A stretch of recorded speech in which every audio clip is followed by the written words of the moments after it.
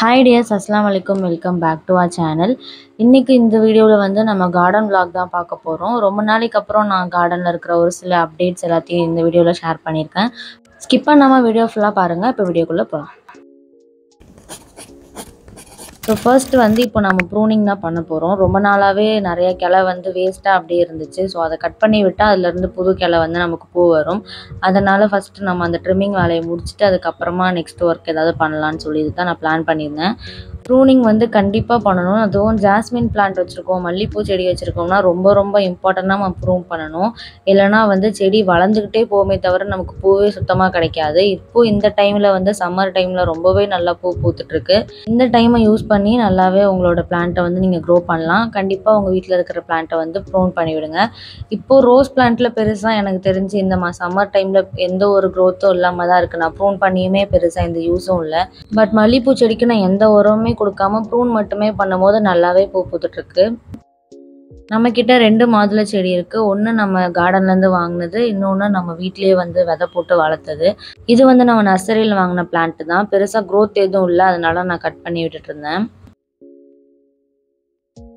செம்பருத்தி பூச்செடி உங்கள் வீட்டில் வச்சுருக்கீங்கன்னா கண்டிப்பாக இந்த ப்ராப்ளம் வரும். ஒரு மாதிரி வெள்ளை கலரில் மாவு பூச்சின்னு சொல்லுவாங்க, அது ஒன்று வந்து தாக்கும். அது தாக்கி என்கிட்ட இருந்த ஒரு 2 செடியும் டோட்டலாக முடிஞ்சிருச்சு. இது வந்து 3வது செடி. இது ஃபுல்லுமே நம்ம வந்து கட் பண்ணி விட்டாச்சு. இப்போ அதுலேருந்து துளிர் வருது. அதுலேயுமே பூச்சி தாக்குதல் இருந்துட்டு தான் இருக்குது. ஸோ அதுக்கப்புறம் நான் கட் பண்ணி விட்டுருக்கேன். எப்படி வருதுன்னு பார்க்கலாம். அண்ட் நெக்ஸ்ட் இருக்கிற எல்லா செடியிலுமே பூ பூத்ததுக்கு அப்புறமா நான் கட் பண்ணி விடாமல் இருந்தேன். அது எல்லாத்தையும் நான் டோட்டலாக கட் பண்ணிட்டு இருந்தேன்.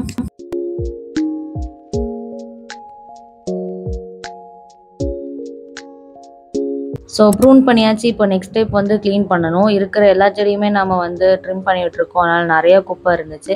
அது எல்லாமே கண்டிப்பாக எடுத்து போடணும். இல்லைனா எப்படியும் நம்மள தான் எடுத்து போட சொல்லுவாங்க. அதுக்கு முன்னாடி நம்மளே பண்ணிடலான்னு சொல்லிட்டு நான் அது எல்லாத்தையும் ஃபுல்லாக க்ளீன் பண்ணிட்டேன்.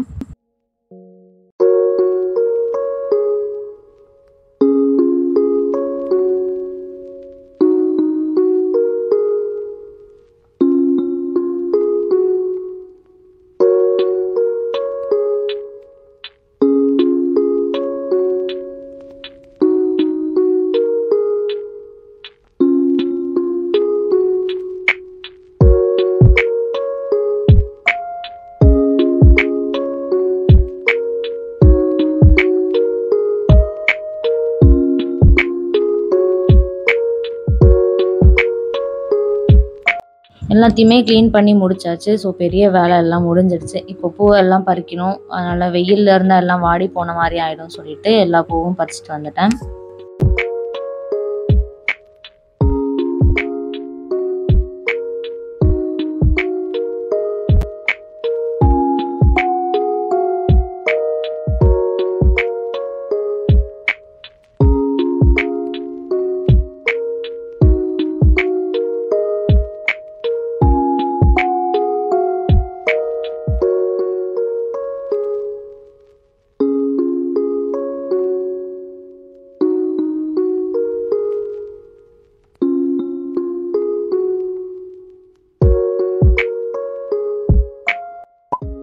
நம்ம கார்டன் செட் பண்ணி இதான் வந்து ஃபஸ்ட்டு பூக்கிற இந்த எல்லோ கலர் ஃப்ளவர். இதோட நேம் நான் மென்ஷன் பண்ணுறேன், எனக்கு சரியாக தெரியல.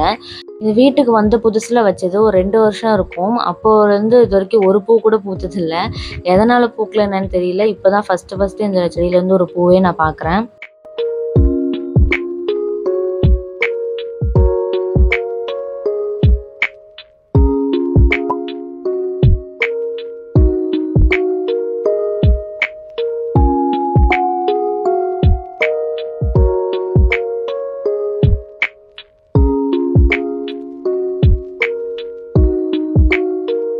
எல்லா பிளான்ட்ஸோட நேமும் நான் மென்ஷன் பண்ணுறேன், நீங்கள் பார்த்துக்கோங்க.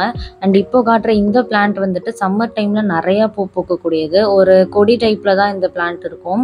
ஸோ ஒரு கரெக்டான ஹேங்கரில் நம்ம ஏற்றி விட்டோம்னா சைடு ஃபுல்லுமே நல்லா வந்து வளரும். நான் கார்டன் டூர்லேயுமே ஷேர் பண்ணியிருப்பேன். இது வந்து எங்கள் ஸ்கூலில் இருந்தனால அது மெமரியாக வாங்கி வைக்கணும் அப்படின்னு சொல்லிட்டு. ரொம்பவே ஒரு சூப்பரான பூ. நீங்கள் வந்து என்ட்ரன்ஸில் வைக்கும்போது ரொம்ப அழகாக இருக்கும். இது எங்களோட செகண்ட் கேட்டோட என்ட்ரன்ஸில் இருக்குது.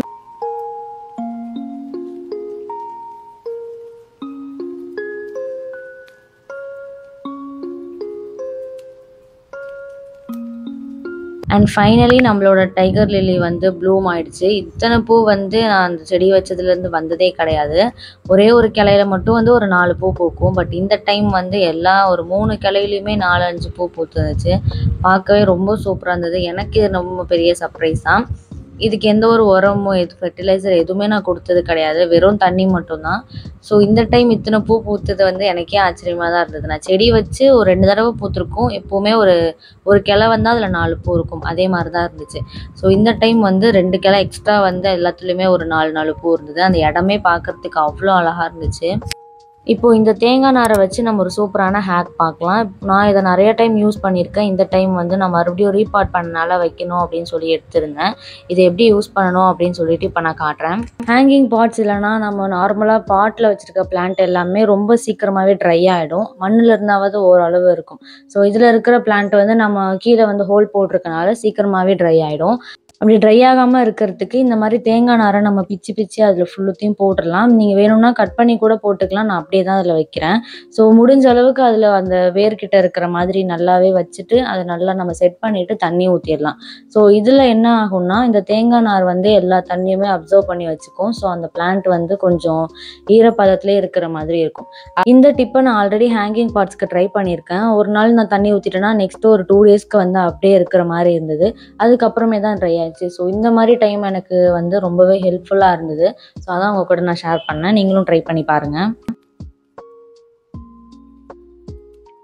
கார்டன் ரிலேட்டட் வீடியோஸ் வந்து நான் நிறையாவே பார்ப்பேன். அப்போது ஒரு வீடியோவில் வந்து இந்த டிப் பற்றி சொல்லியிருந்தாங்க. ஸோ இதை பண்ணுறதுக்கு ஒரு வாட்டர் பாட்டில் மட்டும் போதும். அதை வந்து நம்ம கேப்பை ரிமூவ் பண்ணிவிட்டு அடியில் இருக்கிற அந்த பார்ட்டையும் நம்ம கட் பண்ணி எடுத்துக்கலாம். ஸோ அதை வந்து தூக்கி போட்டுறாதீங்க, அதுவும் நமக்கு வேணும். இப்போது நம்ம அந்த கேப் இருக்கிற அந்த பார்ட்டை வந்து நம்ம திருப்பி மண்ணுக்குள்ளே வந்து புதைச்சி வச்சிடணும். ஸோ கேப்பை ரிமூவ் பண்ணிவிட்டு புதைச்சி வைக்கணும். அதுக்கப்புறமேட்டு அந்த பாட்டில் ஃபுல்லாக நம்மக்கிட்ட இருக்கிற காய் வேஸ்ட் எல்லாத்தையுமே போட்டுட்டு அந்த ஒரு கட் பண்ணி வச்சுருக்கோம்ல அந்த பார்ட்டை வந்து நம்ம மேலே வந்து கவர் பண்ணுற மாதிரி வச்சிடணும்.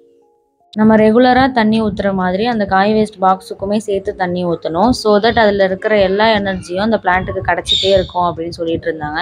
ஸோ நான் அதை வந்து இப்போ தான் ட்ரை பண்ணி பார்த்துட்ருக்கேன். ஒரு பிளான்ட்டுக்கு தான் நான் வச்சுருக்கேன். இது எப்படி வருது அப்படின்னு பார்த்துட்டு நான் நெக்ஸ்ட் பிளான்ட்டுக்கு வைக்கலான்னு சொல்லி பிளான் பண்ணியிருக்கேன். ஸோ நெக்ஸ்ட்டு வந்து இன்டோர் பிளான்ட்ஸ் கொஞ்சம் ப்ராபகேட் பண்ண வேண்டியிருந்துச்சு. அதையும் அப்படியே கட் பண்ணி எடுத்துகிட்டு வந்தாச்சு. சாயிலை விட நமக்கு வாட்டர் ப்ராபகேஷன் ரொம்பவே சீக்கிரமாக இருக்கும். ஸோ நான் மோஸ்ட்லி வந்து சாயிலில் எதுவும் வைக்க மாட்டேன். ப்ராபகேட் பண்ணுற மாதிரி இருந்துச்சுன்னா அதை நான் எப்போவுமே வாட்டரில் மட்டும்தான் வைப்பேன். ஸோ ஈஸியாகவே வந்து ரூட் ஃபார்ம் ஆகிடும். அதுக்கப்புறம் நம்ம சாயில் எடுத்து பிளான் பண்ணிக்கலாம்.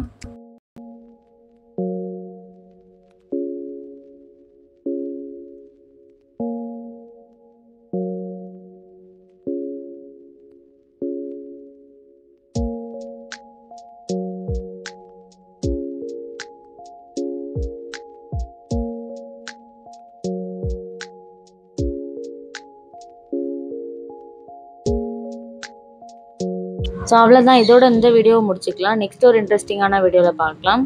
Stay tune. Bye by.